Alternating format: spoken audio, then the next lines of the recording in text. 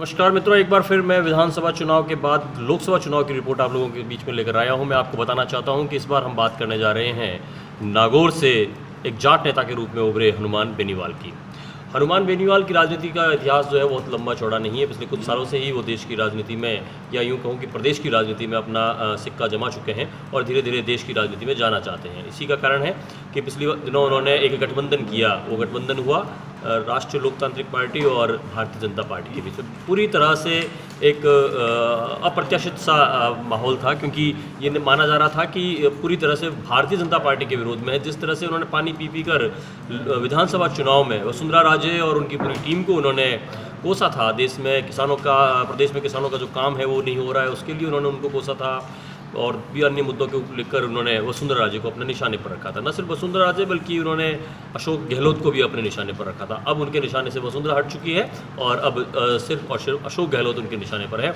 मैं यहाँ पे ये अशोक गहलोत का जिक्र इसलिए भी कर रहा हूँ कि अभी कुछ दिनों पहले उन्होंने बहुत साफ शब्दों में कहा था, जो कि भारतीय राजनीति का हिस्सा आमतौर पर नहीं होता है। उन्होंने ये कहा कि मैं वैभव गहलोत को, जो अशोक गहलोत के पुत्र हैं, उनको जोधपुर लोकसभा क्षेत्र से हराने के लिए पूरा जी जान लगा दूंगा। ये भारतीय राजनीति का चेहरा आमतौर पर नहीं होता है, लेकिन बदलते इस दौर में, जब से पिछले 5 सालों में, पिछले 10 सालों में जिस देश की राजनीति बदली है, उस देश में राजस्थान के नेताओं के अगर बयान बदलते हैं तो कोई आश्चर्य नहीं होना चाहिए। हनुमान बेनीवाल की अगर बात करें तो हनुमान बेनीवाल ने पिछले विधानसभा चुनाव में जिन लोगों के साथ मिलकर अपनी पार्टी बनाई थी, उन लोगों का क्या हश्र हुआ वो हमारे सामने है। उनके साथ घनश्याम तिवाड़ी ने उनको समर्थन दिया था। बहुत बड़ा कार्यक्रम उन्होंने जयपुर में किया था और बहुत ही कम वोटों के अंदर वो सिमट कर रह गए थे। आज जो स्थिति है हनुमान बेनीवाल की, वो अच्छी स्थिति कही जा सकती है, क्योंकि लोकसभा चुनाव में उन्होंने, विधानसभा चुनाव में उन्होंने जिन लोगों को खड़ा किया था उनमें अधिकांश लोगों को अच्छे खासे वोट मिले।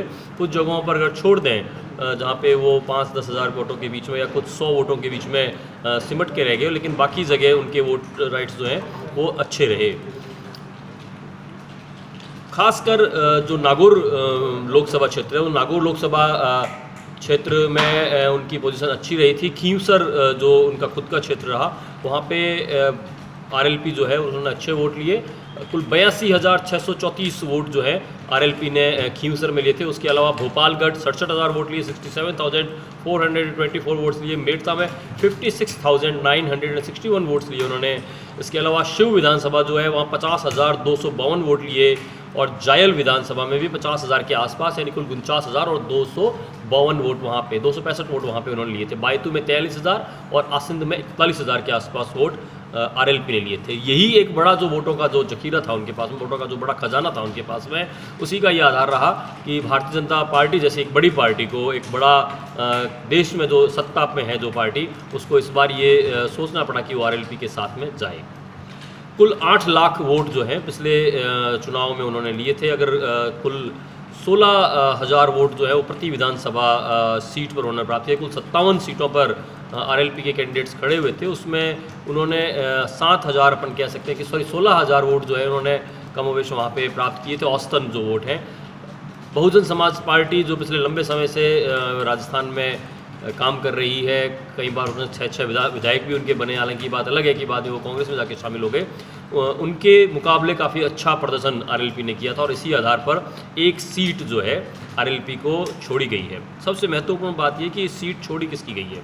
ये सीट एक केंद्रीय मंत्री स्तर के जो नेता थे उनकी सीट को छोड़कर आरएलपी को दी गई है। बड़ी चुनौती नागौर में इस समय देखने को मिल रही है। वैसे मैं एक चौंकाने वाली बात ये भी बता दूं कि जो प्रॉपर नागौर जो है, जहाँ पे नागौर शहर जो है, नागौर जिला का मुख्यालय जो है, वहाँ पे आरएलपी को महज 5,320 वोट ही पिछले विधानसभा चुनाव में मिल पाए थे। लेकिन आसपास के जो एरिया हैं, दूसरे विधानसभा क्षेत्र जो नागौर में लगते हैं, उसमें काफ़ी अच्छे वोट उनको मिले थे। यहाँ पे कांग्रेस से ज्योति मिर्धा उनके सामने है। ज्योति मिर्धा को लेके मैं कुछ प्लस बातें भी करूँगा, कुछ माइनस बातें भी आपको बताऊँगा। प्लस बात ये है कि ज्योति मिर्धा एक बड़ा चेहरा है। ज्योति मिर्धा के साथ कांग्रेस पूरी तरह से जुटी हुई है। ज्योति मिर्धा कि परिवार का खुद का एक पूरा लंबा चौड़ा राजनीतिक करियर है। उसी करियर के आधार पे उनको एक बड़ा वोट बैंक जो है उनके साथ होके चलता है। लेकिन एक माइनस पॉइंट जो है वो उनका ये भी है कि ज्योति मिर्धा का किसी भी स्थानीय आम वोटर से सीधा रिश्ता नहीं रहता है। जब वो जीत जाते हैं तो उसके बाद में उनका फ़ोन आम आदमी के लिए नहीं खुलता है। इस तरह की बात नागौर के लोग जिनसे हमारी बात होती है, उन लोगों ने हमें बताया कि जीतने के बाद में उनसे संपर्क करना बड़ा मुश्किल होता है। लेकिन हनुमान बेनीवाल जैसे लोग जो हैं वो नियमित रूप से लोगों के बीच में रहते हैं, संपर्क में रहते हैं। खड़ी भाषा में कहें तो बिल्कुल लोगों के बीचों बीच लगे ही रहते हैं उनके साथ में। ये एक बड़ा डिफरेंस दोनों के बीच में है। एक बात आरएलपी को लेके ये भी है कि क्या पश्चिमी राजस्थान के जो अन्य लोकसभा क्षेत्र हैं उन पर उनका कोई असर पड़ेगा। जिसमें एक बड़ी लोकसभा क्षेत्र है बीकानेर। बीकानेर के लेकर अगर मैं बात करूँ तो बीकानेर में पिछले दिनों जो विधानसभा चुनाव हुए थे उसमें आरएलपी को लेकर कोई बड़ा रिजल्ट देखने को नहीं मिला था। कुछ सीटों को अगर छोड़ दें, अगर नोखा में आरएलपी के कैंडिडेट को 4,540 वोट मिले थे, जो मैं कह सकता हूँ कि कांग्रेस के कैंडिडेट यानी जो रामेश्वर डूडी एक बड़ा नाम था उनको हराने में तो सहायक साबित हुए, लेकिन खुद वो न तो जीतने की पोजीशन पे थे, न ही कुछ और नया करने की स्थिति में थे। कोलायत में महज 2,900 वोट आरएलपी को मिले थे। लूणकणसर में महज 2,310 वोट जो है वो आरएलपी को मिल पाए थे।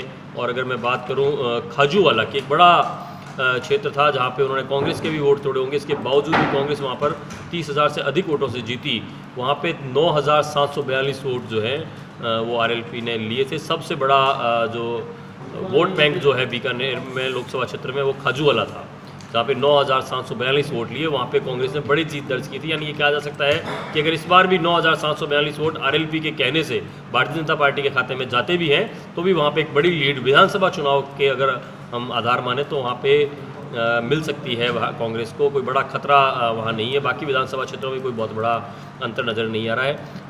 अगर हम बात करें अपने गंगानगर जो विधानसभा लोकसभा क्षेत्र है वहाँ पे भी कोई बहुत बड़ा आंसर नहीं है। एक पीलीबंगा में आरएलपी के कैंडिडेट खड़े हुए थे जहाँ पे महज 1,624 वोट जो है वो आरएलपी को मिले थे। तो ऐसा नहीं लगता कि अभी कोई बड़ा अंतर वहाँ आ सकता है।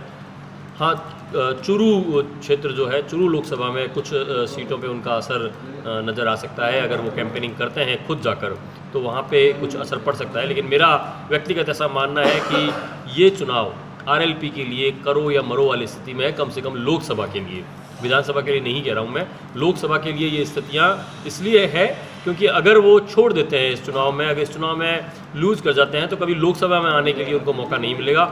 इसलिए आरएलपी को पूरा ध्यान नागौर पे लगाना पड़ेगा ताकि उनका एक कैंडिडेट इस बार जीतकर लोकसभा में पहुंच सके। ये सबसे बड़ी बात है। वहाँ अगर एक बार पहुंच जाते हैं तो उसके बाद उनके राष्ट्रीय राजनीति में आरएलपी का खाता खुल सकता है कि किस तरह से वो आगे अपने आप को स्थापित कर सकता है। कुल मिला के बात ये है कि आरएलपी का असर निश्चित रूप से है। ये देखा जा सकता है कि नागौर और उसके आसपास के क्षेत्र में कुछ प्रभाव पड़ेगा। जाट बाहुल्य जो क्षेत्र है वहाँ पर आरएलपी का कुछ न कुछ असर पड़ सकता है, लेकिन सारा असर वहाँ पड़े ये नहीं कहा जा सकता। लेकिन आंशिक असर नागौर के साथ कुछ क्षेत्रों में पड़ सकता है। बहुत बहुत धन्यवाद। आने वाले वक्त में पता चलेगा कि आरएलपी का क्या असर रहा। फिर मिलेंगे एक नई बात के लिए, एक नए लोकसभा क्षेत्र को लेकर। धन्यवाद।